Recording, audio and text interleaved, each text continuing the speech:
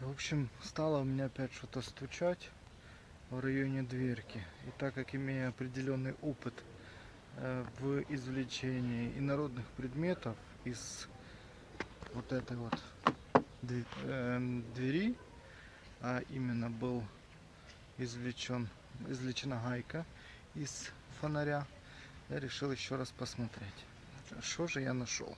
Собственно, была снята облицовка, вот, и где был имоверный стук. И вот что я нашел. Две старые добрые гайки, которые были извлечены. Одна из них была извлечена первый раз, а вот теперь их две. Одну знаю где, если посмотреть, вот. Это скрытие крепления спойлера. Вот. Откуда вторая и та, которая была третья, пока что не знаю. Буду жаловаться.